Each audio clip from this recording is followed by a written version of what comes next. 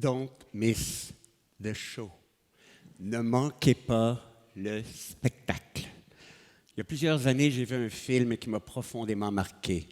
Un film fait par un Québécois, Jean Baudin, avec des grands acteurs québécois, Pascal Bussière, James Inman. Le titre du film, Souvenirs intimes. Attention, c'est un film très dur. Il y a des personnes qui m'ont reproché de ne pas les avoir prévenus, alors je ne prends plus de chance. Dans ce film, il y a une scène qui a changé ma vie. Il y a un jeune homme d'environ 16-17 ans qui a un accident de voiture très grave. Il se casse la colonne vertébrale très haut. Il va être paralysé jusqu'en bas pour le reste de ses jours. Il ne le sait pas encore, il est dans le coma. La scène qui m'a marqué, c'est la scène au cours de laquelle il vient de sortir du coma. Il vient d'ouvrir les yeux. Et là, le médecin doit lui apprendre qu'il va être paralysé jusqu'en bas pour le reste de ses jours. Ce n'est pas facile à faire, mais il faut que quelqu'un le fasse. Le médecin s'approche de lui et lui dit ceci. À partir d'aujourd'hui. Et là, il prononce 3 mots. Je vous assure, ces 3 mots-là sont devenus les 3 mots les plus importants dans ma vie. Ça fait 30 ans que je travaille sur le stress, la fatigue, l'épuisement, la perte d'intérêt, la démotivation. Et j'en suis arrivé à la conclusion que ces 3 mots-là renfermaient la clé de notre pouvoir sur le stress et une grande partie de la clé de notre pouvoir sur notre vie. Si vous ne reteniez que ces 3 mots-là de toute la conférence, ça aura valu la peine à mes yeux. Le jeune homme vient de sortir du coma. Le médecin s'approche de lui et lui dit ceci.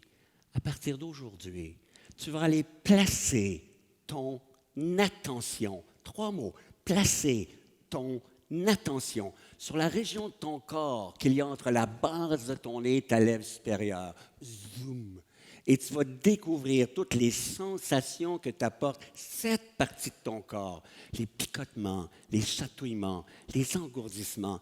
Je me disais, c'est une scène extraordinaire. Il est en train de lui redonner son pouvoir. Parce que le danger qui guette ce jeune homme, c'est d'aller placer son attention uniquement dans la région de son corps qui est morte et de n'habiter que là pour le reste de ses jours. Catastrophe. Pourquoi moi? C'est pas juste. Ma vie est foutue. On ne se le cachera pas. Il faut qu'il aille pour faire le deuil. Mais il faut qu'il ramène son attention dans des régions de son corps qui sont vivantes pour pouvoir en profiter. Le médecin sort de la chambre. C'est une très belle scène. On s'aperçoit qu'il a oublié de dire quelque chose. Il retourne dans la chambre, il s'approche du jeune homme et lui dit ceci. « Hey, don't miss the show. » Ne manque pas le spectacle. Je me dis, c'est fabuleux. Il est en train de dire, écoute, même si tu as la colonne cassée ici et que tu es paralysé jusqu'en bas, il y a encore un spectacle disponible. Il en tient à toi maintenant d'avoir l'attention nécessaire pour pouvoir en profiter. C'est tellement vrai. L'histoire que je vais maintenant vous raconter, je la tire d'un écrivain qui s'appelle Anthony Desmello, dont j'aime beaucoup les écrits, et qui racontait l'histoire suivante. Vous avez acheté des billets pour un spectacle, hein? Don't miss the show. Aujourd'hui, il faut s'y prendre quasiment 1 an à l'avance. Vous avez acheté d'excellents billets. 1 an plus tard, c'est le soir du spectacle. Vous êtes dans le milieu de la salle, dans le milieu d'une rangée. Les lumières s'éteignent, les rideaux s'ouvrent, le spectacle commence. Ça fait 1 an que vous attendez. Vous éprouvez nécessairement un bien-être, de la joie. Mais après 3-4 minutes, il y a cette petite voix qui commence à jacasser dans votre tête. Ça fait plus de 35 ans que je l'appelle notre petit hamster intérieur. Il commence à courir comme ça dans sa petite roue.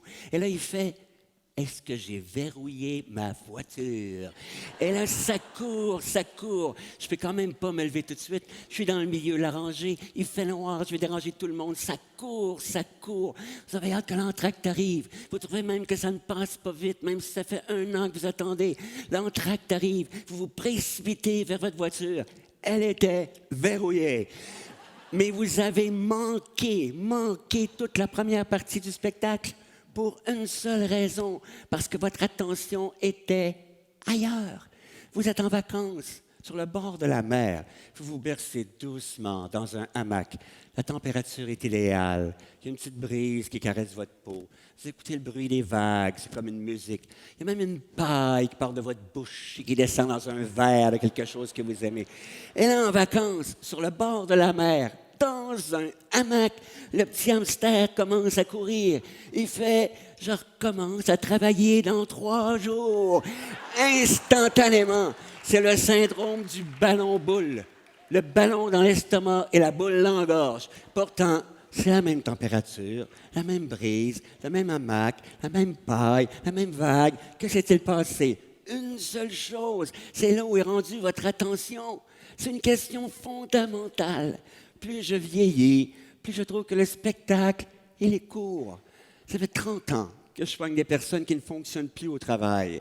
Elles arrivent dans mon bureau brûlées, vidées, épuisées. Mon travail, c'est de les accompagner dans un retour dans un travail, le même, un autre, peu importe, mais que ces personnes-là puissent travailler à nouveau. Elles ont en commun 2 phrases.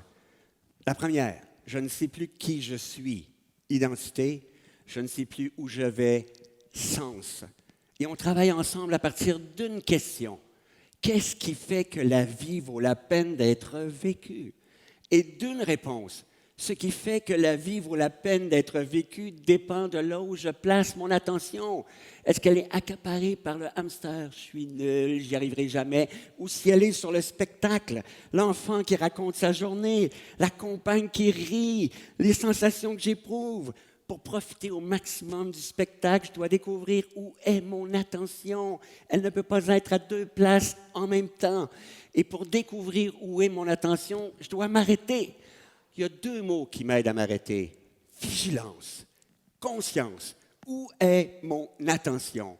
Mais aujourd'hui, c'est de plus en plus difficile de nous arrêter. Pourquoi? Parce qu'on est en train de vivre une mutation. Ce ne sont pas des cornes qui poussent. Ce ne sont pas des écailles qui apparaissent. C'est le rapport au temps, T-E-M-P-S, et par le fait même aux autres qui se modifie. En grande partie à cause de l'arrivée des nouvelles technologies dans nos vies. Attention, je ne veux pas prêcher de retour en arrière. J'y crois aux nouvelles technologies. Je l'ai, mon téléphone cellulaire, je l'ai, mon ordinateur portable. Grâce aux technos, je suis en contact avec ma famille qui vit ici en France, ma fille, mes petits-fils, mon gendre. Le problème, ce ne sont pas les technos. Le problème, c'est la mutation qui s'opère en nous à travers le rapport qu'on a aux technos. On leur ressemble. Où est mon attention? Vigilance. Conscience. Il y a plusieurs années, j'ai soigné une dame qui, elle aussi, a changé ma vie. Elle disait, monsieur, depuis que nous avons un fax dans notre organisation, un fax s'est rendu un objet de musée, hein, elle disait, il y a 2 phénomènes. Premier phénomène, elle dit, on dirait que quand quelqu'un m'envoie un document par fax, il a l'impression qu'en le rentrant dans l'appareil, il rentre directement dans mon cerveau. Il me téléphone. L'as-tu reçu? L'as-tu lu? Elle dit, ça, c'est une nouvelle exigence. Je ne savais pas répondre à cette exigence-là il y a quelques années. Que faisait-on quand on n'avait pas de fax? Écoutez bien son analyse, elle est magnifique. Elle disait, on prenait un document, on glissait dans une enveloppe et on mettait un thème dessus. Elle disait, ce petit geste, monsieur, conditionnait notre rapport au temps et aux autres. Elle disait, parce qu'on estimait que ça prenait 2 à 3 jours à se rendre à destination, on donnait aux personnes auxquelles c'était destiné 1 à 2 journées pour qu'elles en prennent connaissance. Elle disait, aujourd'hui, on entre le document dans l'appareil, on téléphone. L'as-tu reçu? L'as-tu lu? Elle dit, on vient de comprimer notre rapport au temps. On vient d'un seul coup d'augmenter les exigences sur soi-même, on le veut tout de suite, et sur l'autre personne, on veut sa réponse tout de suite. Et on vient d'altérer le rapport entre nous. On vient de jouer dans le soutien, la reconnaissance, l'entraide. 3 facteurs collectifs très puissants pour prévenir l'apparition du stress ou le réduire s'il est déjà apparu. La dame disait, 2e phénomène, monsieur. J'ai développé un nouveau réflexe. Ça, c'est une mutation, un nouveau réflexe. Elle dit, à chaque fois que je reçois un document par fax, je me dépêche à lire. Je me dis, si on pris la peine de me l'envoyer par fax, ça doit être parce que c'est urgent. Je l'écoutais parler, j'étais rempli de honte. Je me disais, mais c'est de moi dont elle parle. Elle sait que quand elle est sortie, j'ai failli lui demander combien je lui devais pour la consultation. Mais je me suis dit, à partir de demain matin, ça va changer. À partir de demain matin, je reprends mon pouvoir sur ma vie. Je réharmonise mon rapport au temps et aux autres. Pas avec de la pensée magique, avec des gestes concrets posés chaque jour. Passage à l'action. La première chose que j'ai décidé de faire il y a plusieurs années, tout mon environnement disait, Serge, t'es pas sérieux, tu feras pas ça, t'es malade. Je dis, oui, je vais le faire. Je vais reprendre mon pouvoir sur ma vie. Je vais réharmoniser mon rapport au temps et aux autres. La première chose que j'ai décidé de faire il y a plusieurs années, c'est de faire un effort particulier pour arrêter sur les feux oranges. Là, j'ai appris beaucoup de choses. D'abord, il faut toujours vérifier dans son rétroviseur pour être sûr qu'il n'y a pas quelqu'un trop proche en arrière. J'ai appris aussi beaucoup de choses sur le comportement humain, surtout sur le langage non verbal. Mais je m'étais dit, je vais toujours avoir un livre avec moi. J'étais en train de vivre une mutation. Je voulais rentabiliser les feux rouges. Je m'étais dit, à chaque fois que je vais arriver au feu orange, je vais lire 2 paragraphes. À la fin de l'année, j'aurais lu un livre au complet. J'ai jamais eu le temps de prendre le livre, de l'ouvrir, de trouver où j'étais rendu. Ça klaxonnait en arrière. Je me suis dit, ben voyons donc, je pensais que c'était plus long que ça, un feu rouge. J'ai décidé de faire un projet de recherche. J'ai la chance d'avoir sur ma montre un chronomètre. Je me suis dit, ça ne sera pas compliqué. À chaque fois que je vais arriver sur le feu orange, je vais appuyer sur le bouton, il va partir. Quand le feu va devenir vert, je vais appuyer sur le bouton, il va arrêter. Et quand j'aurai le temps, je ferai la lecture. Je me suis mis à avoir du plaisir à faire ça. J'en ai fait des centaines. J'ai eu un choc profond. J'ai découvert qu'en moyenne, un feu rouge, je le sais, il y en a des plus longs, mais il y en a aussi des plus courts. J'ai découvert que ça durait en moyenne 30 secondes. Mais je me suis dit, mais c'est fascinant. Parce que toutes les personnes qui m'ont envoyé des signaux non-verbaux, il faut quand même se placer dans un état particulier pour envoyer des signaux non-verbaux. Pour sauver 30 secondes, s'organisent pour les perdre à la fin de leur vie. Parce que ça use un état comme ça use. Mais là, je me suis mis à observer ça à d'innombrables endroits. Si vous ne faisiez que ça à partir d'aujourd'hui, je vous le garantis, signez en bas de la page, en 3 copies, votre monde changerait. Et peut-être que notre monde changerait. J'arrive dans un immeuble du centre-ville à Montréal le matin, 22 étages. Je suis au rez-de-chaussée. Je viens d'appuyer sur le bouton de l'ascenseur. La petite lumière est allumée, une flèche verte. Je recule, il arrive une autre personne, elle fonce sur le bouton comme ça. Je dis, mais voyons donc, je ne savais pas que ça faisait descendre les ascenseurs plus vite. Puis là, je me suis dit, imaginons un instant que ça ferait descendre les ascenseurs plus vite, ce qui arriverait aux personnes qui seraient déjà dans l'ascenseur. Vigilance, conscience, où est mon attention? On ne pense pas une seconde que si ce geste fonctionnait, on ferait s'écraser un paquet de monde dans le fond du plancher. Le pire, c'est que ça modifie les rapports que nous avons les uns et les unes avec les autres. C'est ça qui est grave. Vous êtes au supermarché avec votre petite poussette. Vous attendez dans la rangée à la caisse. Au moment où votre tour arrive, il y a quelqu'un qui ouvre son porte-monnaie et commence à compter ses pièces. Ça part à courir, le hamster. Comment ça se fait que c'est juste à moi que ça arrive? Vigilance, conscience. J'ai parlé de ça dans un centre hospitalier. J'y retourne la semaine suivante. Il y a une dame qui m'arrête dans le corridor. J'ai pensé à vous cette semaine. Ça me fait toujours plaisir. J'ai dit, ah bon? Elle dit, oui, j'étais au supermarché avec ma petite poussette. J'attendais dans la rangée à la caisse. Elle dit, tout à coup, j'ai regardé la caissière et j'ai fait, ah non, je suis coincé avec la nouvelle. Vous savez, celle qui est écrite en formation, là, ici. Elle dit, là, je vous ai pas cru. J'ai fait ce que vous aviez dit. Elle dit, dans ma tête, ça a fait vigilance, conscience. Elle dit, là, j'ai ouvert une fenêtre de lucidité dans laquelle j'ai placé les 3 phrases frigo que vous aviez suggérées.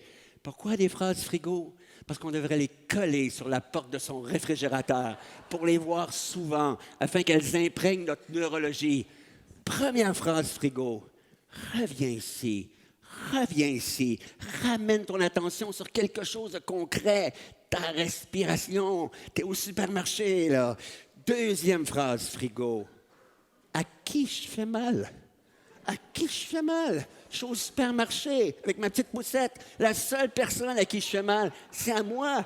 Et je ne me fais pas seulement psychologiquement mal, je me fais biologiquement mal. Je viens de déclencher une tempête biologique dans mon corps, rythme cardiaque, tension artérielle, cholestérol sanguin, ça s'envole, ça.